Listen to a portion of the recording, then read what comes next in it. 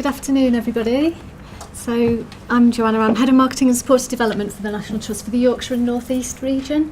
So basically from South Yorkshire up to the sort of Scottish borders and across to West Yorkshire area. So I think probably a lot of people in this room will be aware of what the National Trust is, but for our overseas guests they may not be. The Trust was founded in 1895 by a lady called Octavia Hill, who was a really important social entrepreneur, and her thinking has influenced everything from sort of housing, philanthropy, arts, feminism. Her legacy basically is still very much alive today and all around us. And she set up the Trust with the aim of saving the nation's heritage and open spaces, basically forever for everyone to be able to enjoy. And so that's what we're here to do, basically look after, protect and preserve special places forever for everyone. And I was a little bit freaked out at trying to put this presentation together, because when you sort of think about how we use digital, just to give you a flavour for the sort of places that we care for, basically we look after about 1 in 10 museums in England, Wales and Northern Ireland. We look after about 300 historic buildings, 742 miles of coastline, 49 churches, 9 monasteries. We have a gold mine, 59 villages, 61 pubs, the nation's largest farmer. And just a random fact, 43% of rainwater drains through National Trust places. So it's obviously in England and Wales and Northern Ireland. So it's quite a wide brief, to be honest with you. So I was sort of scratching my head at how do I actually contain this into what we do with digital throughout all of those places. So I've condensed it down to this idea of place, basically, because all of those are places.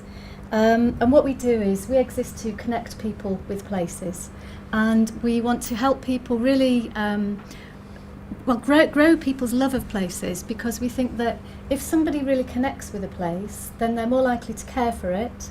The more that they care for it, then the more likely they're likely to want it to be conserved and preserved, and so that helps us. It gives us these resources to do the job that we need to do. So how do we do that? It's a slightly complicated looking slide, but some of you might have heard of the concept of spirit of place or genius loci, and essentially we think if we're going to really bring out the best in places, if we're really going to help people grow their love of places, you really need to get to the bottom of what it is that's special about somewhere. And so we look at that from 2 perspectives. We look at the significance of a place in terms of its cultural significance, its environmental significance, conservation significance, and then we also look at what people think about places. What is it that's really important to people? It might just be a personal memory about somewhere, but that really makes somewhere special for them.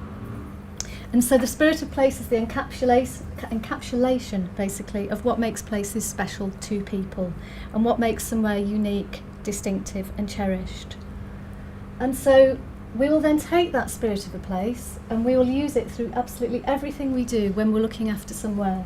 So whether it's the conservation strategy, whether it's commercial, whether it's marketing and communications, whether it's the visitor experience, the way we curate our collections, all of those aspects will basically be influenced by what we have defined as the spirit of that place, and it will run through everything that we do. So if we're going to bring that spirit of place to life, one way we can do that is through digital media, and only one way. There's going to be all sorts of different ways. But basically what we want to do is bring to life interesting content. We've got stories that we can tell about those places.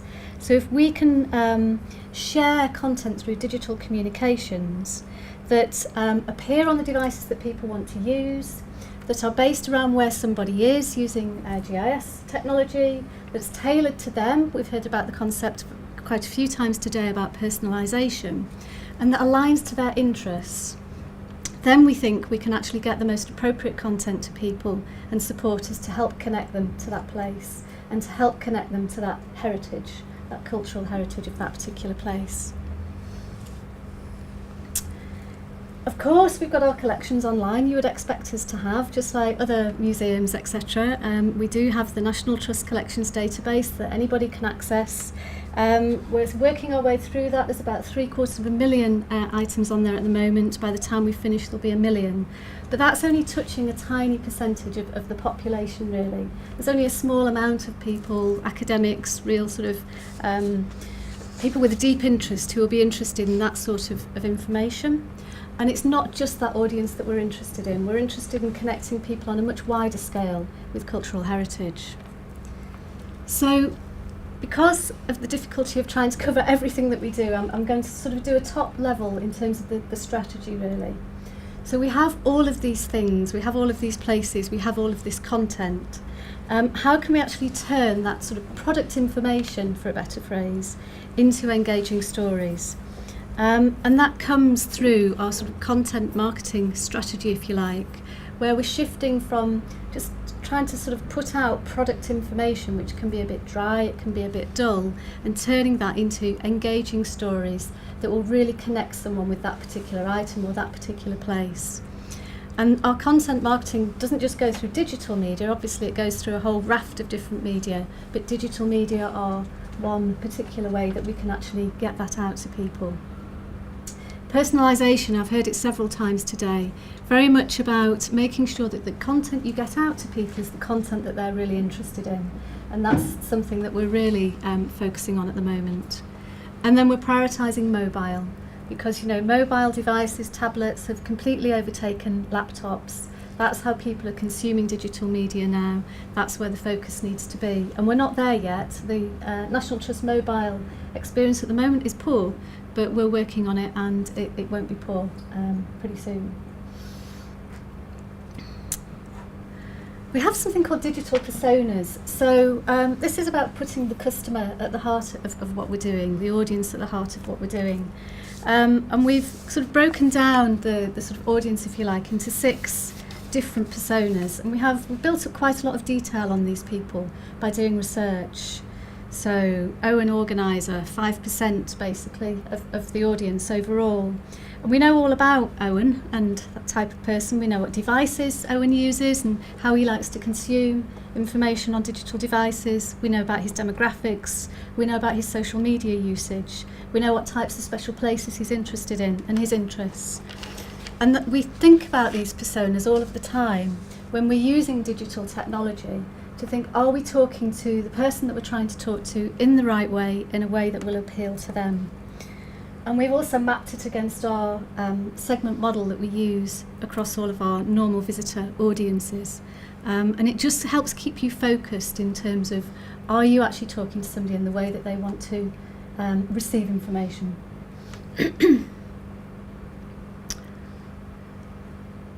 So if what we're trying to do is engage with people in our heritage, then effectively it's about developing these engaging stories, and it's about understanding very much who it is that we're talking to.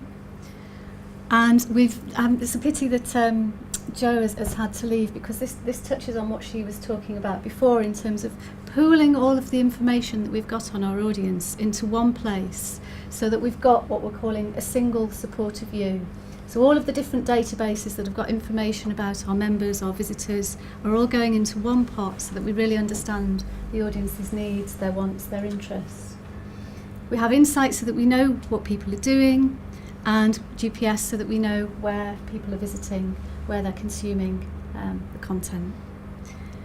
The content strategy helps inform how we tell the stories, what stories we tell, what people will be interested in. And it's got to be relevant and targeted. And that can be generated by different triggers. So again, going back to what Jo from Sacro was saying earlier, we now have scannable membership cards at most of our places. So it's a bit like a club card type scenario.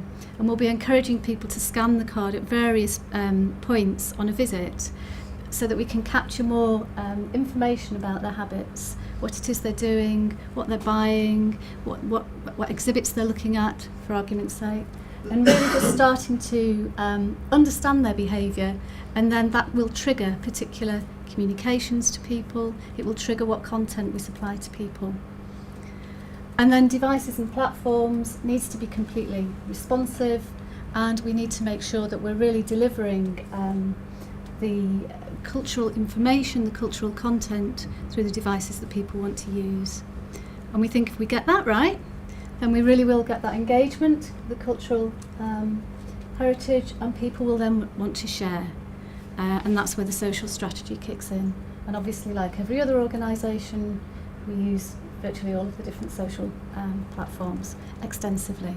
And that's a really great way of just building up that engagement with people and helping to engage people better with our places.